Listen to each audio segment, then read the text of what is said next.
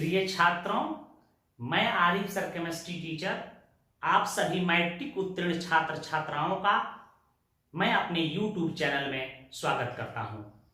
प्रिय छात्रों, अब आपको बड़े शहर पटना, कोटा, दिल्ली जाने की जरूरत नहीं है। अब आपके अपने ही शहर सिवान में साइंस एकेडमी परिवार से जुड़े और सफलता का नया इतिहास लिखें। वैसे छात्र जो मैट्रिक के एग्जाम में कम अंक लाए हैं या जिनका रिजल्ट बेहतर नहीं हो पाया है या सेकंड डिवीजन हो गए हैं, उन्हें घबराने और निराश होने की जरूरत नहीं है, क्योंकि यह जिंदगी का अंतिम एग्जाम नहीं है। आपको बहुत सारे एग्जाम देना है और सफलता का नया इतिहास लिखना है। सुने होंगे कि कुछ ऐसे भी छात्र हुए जो मैट्रिक में सेकंड डिवीजन किए, इंटर में सेकंड डिवीजन किए, लेकिन भारत की सबसे कठिन एग्जाम यूपीएससी को क्रैक करके आज आईएएस आईपीएस बने हुए हैं। वो भी आपके लिए मिसाल है। दूसरी चीज, एग्जाम में कम नंबर आया, किसी कारणवश हमारा नंबर घट गया, रिजल्ट हमारा सेकंड डिवीजन हो गया, आपको घबराने की जरूरत नहीं है। अपने गलती को सुधार करना है और अपने टारगेट को हिट करना है। कोई भी काम इंसान के लिए असंभव नहीं है। इंसान ही हर असंभव काम को संभव करके दिखाता है। यदि आप इम्पॉसिबल वर्ड को गौर से पढ़िएगा, रुक के पढ़िएगा, तो इम्पॉसिबल वर्ड कहता है I am possible, I am possible. ठीक है, तो आप ये सोच निकाल दीजिए कि दुनिया में कोई काम असंभव है। सफलता के 3 टिप्स मैं आज बता रहा हूं आपको। आप अपने जेहन में इसे बैठा लीजिएगा, जिंदगी में हमेशा इसे लागू कीजिएगा। सफलता के प्रथम नियम है खुद से वादा, दूसरा नियम है मेहनत ज्यादा, तीसरा नियम है मजबूत इरादा। यदि 3 चीज आप अप्लाई करते हैं तो सफलता आपके कदमों के नीचे होगी। प्रिय छात्रों, आज हम लोग 11th क्लासेज के यूनिट नंबर 1 को शुरू करेंगे, जिसका नाम है some basic concept of chemistry. इसका हिंदी हुआ रसायन शास्त्र की कुछ मूलभूत अवधारणाएं। इसमें हम लोग उन तथ्यों का अध्ययन करेंगे जो वर्ग 6वां से लेकर 10वां तक आप सीख के आए हैं। कुछ ऐसे भी तथ्य मिलेंगे जो बिल्कुल आप नहीं जानते हैं, कुछ ऐसे भी तथ्य मिलेंगे जो जानते तो हैं परंतु वैसे नहीं जानते हैं जैसे कि एग्जाम में या कंपटीशन में पूछे जाते हैं। इसके इंट्रोडक्शन पार्ट को शुरू करने से पहले हम लोग बोर्ड एग्जाम और जेईई नीट के एग्जाम के पैटर्न का अध्ययन करेंगे कि बोर्ड में और नीट और जेईई का जो एग्जाम होता है उसमें प्रश्न कैसे पूछे जाते हैं, यह जानना बहुत ही जरूरी है। बिहार बोर्ड का सिलेबस बिल्कुल सीबीएसई के सिलेबस के तरह है, वह उसी प्रकार Jharkhand board, UP board, MP board का सिलेबस है। कोर्स स्ट्रक्चर में कोई बदलाव नहीं है, हम लोग सीबीएसई का ही सिलेबस को फॉलो करते हैं। केवल अंतर बोर्ड में होता है, प्रश्न पूछने की पैटर्न हर बोर्ड का अलग अलग है। तो हम लोग बिहार बोर्ड के पैटर्न और जेईई नीट के पैटर्न का पहले अध्ययन कर लें। देखिए, बिहार बोर्ड में 11th और 12th का एग्जाम अलग अलग होता है। 11th का एग्जाम स्कूल या कॉलेज के द्वारा कंडक्ट होता है, परंतु उस एग्जाम में आपको शामिल होना जरूरी है। उस एग्जाम से बोर्ड 12 के रिजल्ट से कोई लेना देना नहीं है, परंतु 12 का एग्जाम बिहार बोर्ड या सीबीएसई बोर्ड के द्वारा कंडक्ट होगा। उसी एग्जाम में पास या फेल होने पर आपको पास और फेल का सर्टिफिकेट मिलेगा। तो कुछ लोग लापरवाही करते हैं कि 11th के कोर्स को सही ढंग से नहीं पढ़ते हैं, तो मैं उनको बता दूं कि बिना नींव का इमारत नहीं बनता है। 11th नींव है, इसी के ऊपर हम लोग अपनी इमारत को खड़ा करेंगे। तो 11th को पढ़ना उतना ही जरूरी है जितना कि 12 का। तो 11th बोर्ड हो या 12 बोर्ड हो, केमिस्ट्री आपको 100 अंकों का पढ़ना होगा, जिसमें से थ्योरी 70 अंकों का और प्रैक्टिकल 30 अंकों का, दोनों मिला के 100 अंक हुआ। थ्योरी के लिए आपको टाइम दिया जाएगा 3 घंटा 15 मिनट, 15 मिनट पेपर समझने के लिए और 3 घंटा पेपर को सॉल्व करने के लिए। बिल्कुल 12 में भी ऐसा ही होगा। प्रैक्टिकल का एग्जाम और थ्योरी का एग्जाम आपके स्कूल या कॉलेज में होगा, जहां आप एडमिशन लीजिएगा। जहां से आप मैट्रिक पास किए हैं वही +2 में आप एडमिशन करा लें, बेहतर होगा। या बेहतर कॉलेज में एडमिशन करा लें जहां बेहतर पढ़ाई और लैब की सुविधा हो। चलिए हम लोग देखते हैं कि 11th बोर्ड का जो एग्जाम होगा उसमें प्रश्न कैसे पूछे जाएंगे। 11th बोर्ड हो या 12 बोर्ड हो, बिहार बोर्ड में प्रश्न पूछने की यही पैटर्न है। 70 नंबर की थ्योरी कैसे पूछा जाता है। इसमें पेपर 2 भाग में बटा होता है। एक को कहते हैं ऑब्जेक्टिव सेक्शन और दूसरा को कहते हैं सब्जेक्टिव सेक्शन। ऑब्जेक्टिव सेक्शन में 35 अंकों का मल्टीपल चॉइस क्वेश्चन, जिसको आप वस्तुनिष्ठ प्रश्न कहते हैं, पूछा जाएगा 35 अंकों का। देखिए कितना आसान आपको बिहार बोर्ड कर दिया है। 42 मल्टीपल चॉइस क्वेश्चंस पेपर में सेट रहेंगे, जिसमें किन्हीं 30 क्वेश्चंस का उत्तर OMR शीट पर देना है। जो रंगने वाला होता है, ए वाला, बी वाला, सी वाला, गोल गोल गोला बनाया होगा, आपको नीले या काले पेन से रंगना होगा। तो 42 क्वेश्चंस में से 35 क्वेश्चंस का उत्तर देना होगा। जो ईमानदारी पूर्वक केमिस्ट्री फिजिक्स पढ़े होंगे निश्चित रूप से 35 में 35 सही बना के आते हैं। तो 35 अंक यह हुआ और 30 अंक प्रैक्टिकल यदि स्कूल से मिल गया आपको, तो 30 और 35 65 अंक, अर्थात 65% अंक तो ऐसे ही मिल गया। ऐसे ही आप फर्स्ट डिवीजन हो गए। लेकिन छात्र होना ही नहीं चाहता है, तो उसका तो अब कोई उपाय नहीं है। देखिए कैसे इसमें प्रश्न पूछे जाएंगे। जैसे एग्जाम्पल के तौर पर मैं कह दूं कि निम्न में से कौन किंग ऑफ केमिकल है। किंग ऑफ केमिकल है। आप मैट्रिक में एसिड बेस चैप्टर पढ़ के आए हैं, आपको पता होगा। ऑप्शन नंबर 1 दे रहे हैं, आपको बताना होगा। ऐसे ही 4 ऑप्शन एग्जाम में दिए रहे हैं। ऐसे क्वेश्चंस 42 पूछा जाएगा, जिसमें से 35 का उत्तर देना है। तो आपको पता है किंग ऑफ केमिकल किसे कहते हैं, H2SO4 को। तो ए वाले ऑप्शन को OMR शीट पर नीले या ब्लू रंग के पेन से राउंड कर देना है। बात आप समझ गए होंगे। दूसरा है सब्जेक्टिव सेक्शन। इसमें भी 2 प्रकार के प्रश्न होंगे। एक को बोलेंगे शॉर्ट क्वेश्चन, जिसको हिंदी में हम लघु उत्तरीय प्रश्न कहते हैं। इसमें 18 क्वेश्चन सेट रहेगा पेपर में, जिसमें से किन्हीं 10 प्रश्नों का उत्तर आपको देना है। जो आसान 10 लगे उसमें से 10 का उत्तर आप दे दीजिए। 2-2 अंकों का प्रश्न होगा, 10 दूनी के 20। और लॉन्ग क्वेश्चन क्या है, जिसमें 6 क्वेश्चन पेपर में सेट होगा, किन्हीं 3 क्वेश्चन का उत्तर देना होगा। 3×5 = 15, 35 अंकीय, 35 अंकीय 70 अंकों का हो गया। आप इसे भोजपुरी में भी याद कर लें कि ऑब्जेक्टिव क्वेश्चन, टिक लगावे वाला क्वेश्चन 42 गो पूछी, जेमे से 35 गो के उत्तर देवे के बा। एक नंबरिया पूछी 35 गो, एक अंक का, तो 35 अंक भइल।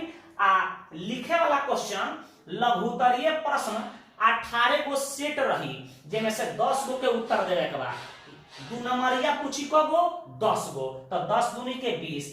आ दीर्घोत्तरीय प्रश्न पूछी 6 गो, जना में से 3 गो के उत्तर देवे के बाद, तो 3×5 = 15। तो 1 नंबरिया पूछी 35 गो, 2 नंबरिया के उत्तर देवे के बाद 10 गो, और 5 नंबरिया के उत्तर देवे के बाद 3 गो क्वेश्चन के। तो इस तरह से आप पैटर्न को याद कर जाइएगा। 11th बोर्ड हो या 12 बोर्ड हो, आप फिजिक्स, केमिस्ट्री, बायो में ऐसे ही प्रश्न पूछे जाएंगे। अब हम लोग जेई के प्रश्न का और नीट के प्रश्न का चर्चा कर लेते हैं। इसे आप एक नोटबुक में, एक कॉपी में साफ साफ इसे नोट कर लीजिएगा। इसे पहले नोट कर लें। तो चलिए हम लोग जेई मेंस और एडवांस और नीट, जिसको हम मेडिकल एग्जाम कहते हैं, इसके पैटर्न को समझ लें। पहले जानिए कि जेई मेंस और एडवांस का जो एग्जाम होता है, इसी से हम लोग IIT और NIT कॉलेज में सेलेक्ट हो पाते हैं एडमिशन कराने के लिए। वहां से हम लोग बीटेक करते हैं। जेई मेंस या एडवांस के एग्जाम में 75 MCQ मल्टीपल चॉइस क्वेश्चन, जिसको आप ऑब्जेक्टिव टाइप क्वेश्चन कहते हो, पूछा जाता है। चार अंकों का, तो यह 300 मार्क्स का हुआ। इसके लिए 3 घंटा समय दिया जाता है और एक कंप्यूटर बेस्ड टेस्ट है, आपको ऑनलाइन एग्जाम देना होगा। नेशनल टेस्टिंग एजेंसी एनटीए इसको कंडक्ट करती है। ध्यान दीजिएगा, यह पैटर्न अब और आसान हो गया है। फिजिक्स से 25 क्वेश्चंस पूछे जाएंगे, केमिस्ट्री से, मैथ से। इस 25 क्वेश्चन में 5 क्वेश्चन न्यूमेरिकल होना अनिवार्य है। पहले बहुत ज्यादा न्यूमेरिकल हो जाता था, तो इसमें से 5 ही न्यूमेरिकल अनिवार्य है, बाकी थ्योरी पे आधारित क्वेश्चन होंगे। लेकिन क्वेश्चंस आसान नहीं होते हैं, बहुत ही कॉम्प्लेक्स पूछे जाते हैं, मॉडर्न स्टाइल से पूछे जाते हैं। ट्रेडिशनल क्वेश्चन कभी भी इन एग्जामों में नहीं पूछे जाते हैं। तो 25 क्वेश्चन, 25 100 अंकों का, 100 अंकों का, 100 अंकों का, टोटल 300 अंकों का हमको एग्जाम देना होता है। याद रखिएगा, 11th और 12 दोनों के कोर्स स्ट्रक्चर, दोनों के सिलेबस को मिलाकर की एग्जाम में प्रश्न होंगे, जिसमें 12 से अधिक प्रश्न पूछे जाते हैं थोड़ा सा, 11 से थोड़ा सा कम। यदि बताइए हम 12 का ही सिलेबस खूब अच्छा पढ़ लें, 11 का अच्छा नहीं पढ़ें, 11 का खूब अच्छा पढ़ लें, 12 का अच्छा नहीं पढ़ें, तो क्या ये एग्जाम क्रैक कर पाएंगे? आपका उत्तर होगा बिल्कुल नहीं। इसलिए 11th और 12 को सही ढंग से हमको पढ़ना है। याद रखिएगा, यदि आप एक गलत आंसर बना देते हैं तो आपका 1 अंक टोटल स्कोर से काट लिए जाएंगे।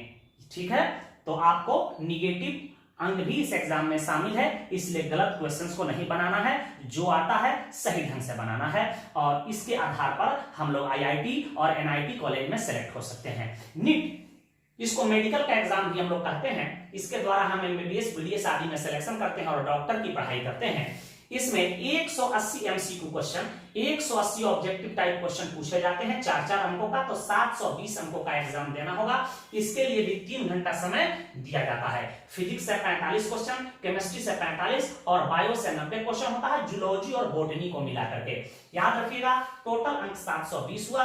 11th और 12 के कोर्स को मिलाकर इसमें भी प्रश्न पूछे जाते हैं। एक गलत आंसर के लिए टोटल स्कोर से 1 अंक काट लिए जाते हैं, तो गलत नहीं बनाना है।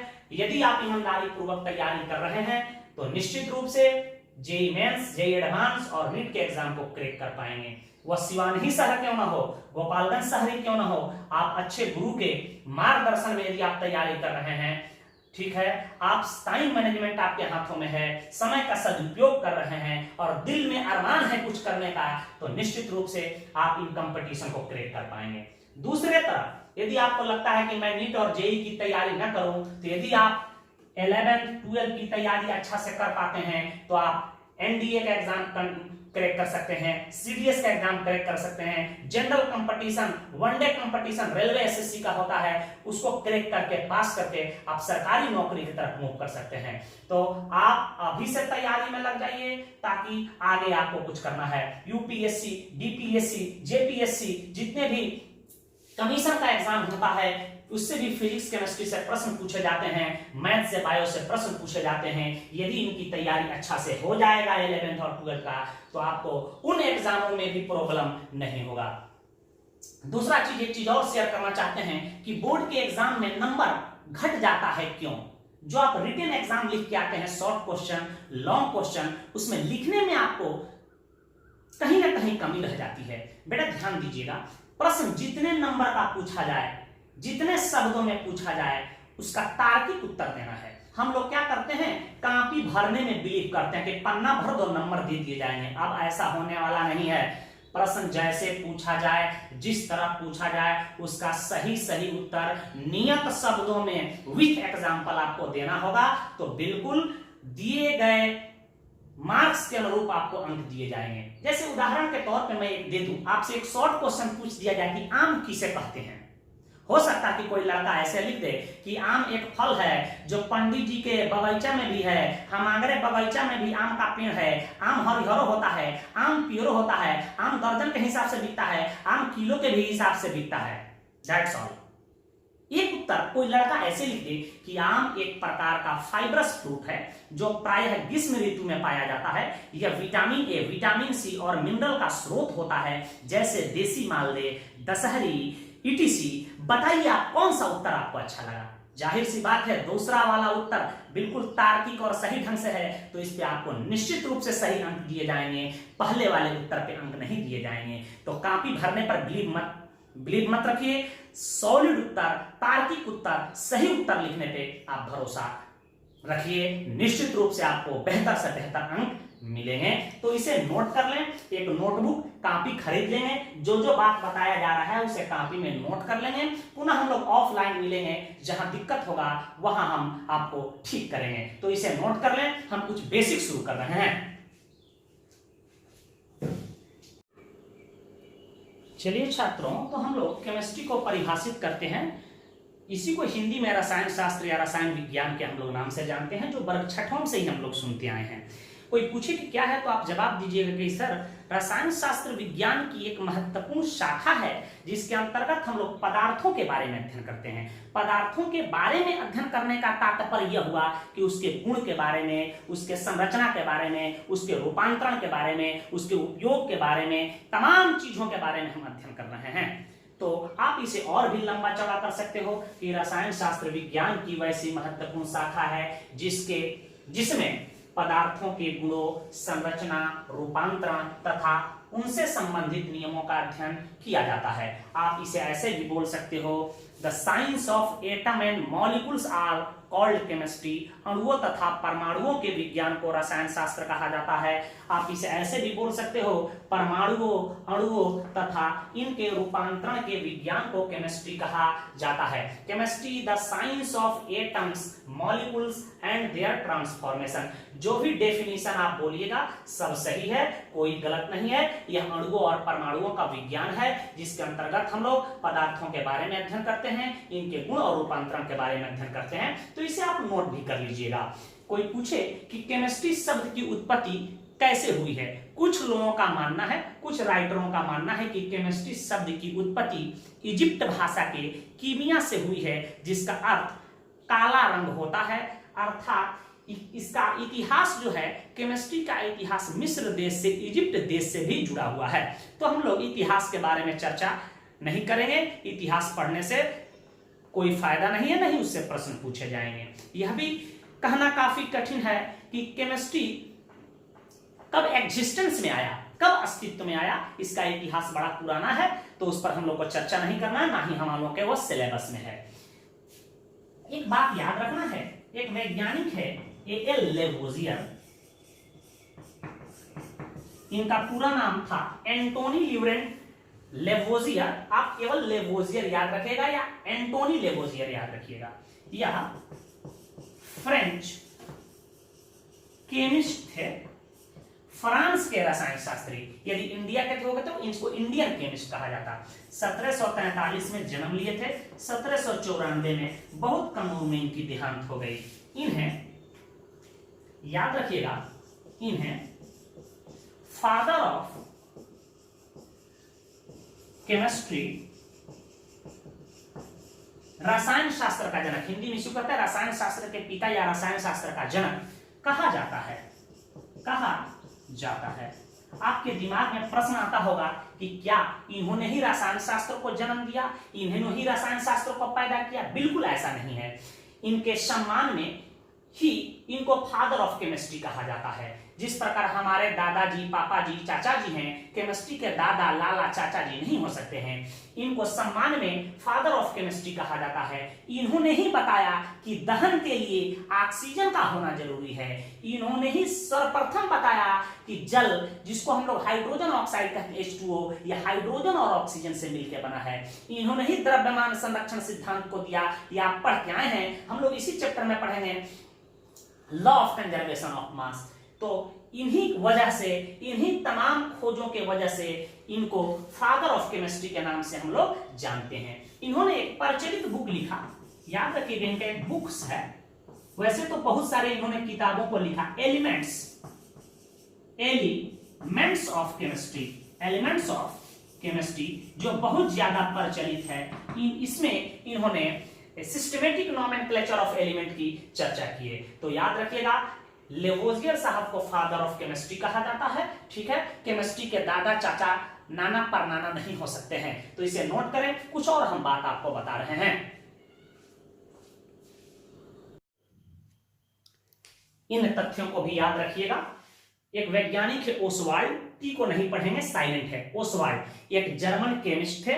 इनका जन्म 1853 में हुआ था, जब भारतीय रेलवे की स्थापना हुई थी, और इनका देहांत 1932 में हो गया, जब न्यूट्रॉन का खोज हुआ था। इन्हें father of modern physical chemistry कहा जाता है, क्योंकि फिजिकल केमिस्ट्री के क्षेत्र में इनका काफी योगदान रहा है। 1909 में इनको कैटालिसिस पर वर्क करने के लिए नोबेल प्राइज से सम्मानित किया गया, जो विश्व की सबसे बड़ी प्राइज है।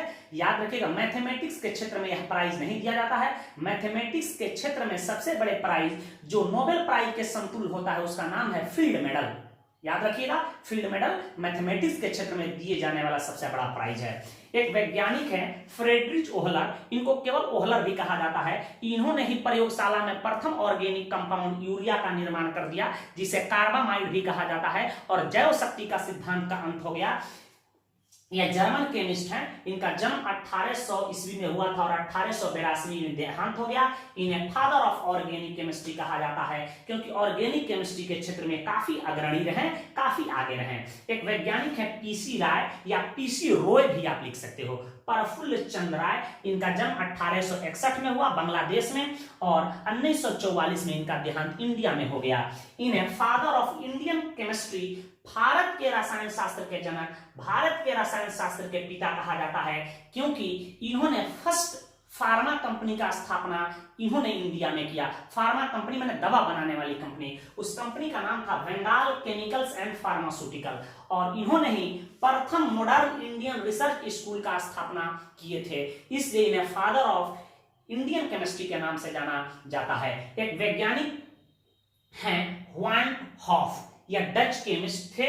इनका जन्म 1852 में हुआ था और 1911 में इनका देहांत हो गया। इन्हें केमिस्ट्री के क्षेत्र में प्रथम नोबेल प्राइज दिया गया 1901 में। ठीक है, सॉल्यूशन पर कार्य करने के लिए, खासकर ओस्मोटिक प्रेशर, परासरण दाब पर इन्होंने कार्य किया, स्टीरियोकेमिस्ट्री पर काम किया, केमिकल काइनेटिक्स, केमिकल इक्विलिब्रियम पर कार्य करने के लिए संयुक्त रूप से इन्हें 1901 में नोबेल प्राइज से सम्मानित किया गया। यह बार बार वनडे कंपटीशन एग्जाम में कई बार पूछे गए हैं कि केमिस्ट्री के क्षेत्र में प्रथम नोबेल प्राइज किसे दिया गया, तो याद रखिएगा ह्वान हॉफ को। तो इन तथ्यों को आप अपने दिमाग में बैठा लीजिएगा कि लेवोजियर साहब को फादर ऑफ केमिस्ट्री, ओसवाल्ड को father of modern physical chemistry, Wohler को father of organic chemistry, P C Ray को फादर ऑफ इंडियन केमिस्ट्री, और ह्वान हॉफ साहब को केमिस्ट्री के क्षेत्र में प्रथम नोबेल प्राइज दिया गया। ये सब एग्जाम में तो प्रश्न नहीं पूछते हैं, लेकिन ज्ञान के लिए बड़ा ही जरूरी है। हमें आप बताइएगा कि ये आज का वीडियो लेक्चर आपको कैसा लगा। ऐसे ही हम ऑनलाइन आपको कुछ पढ़ाते रहेंगे।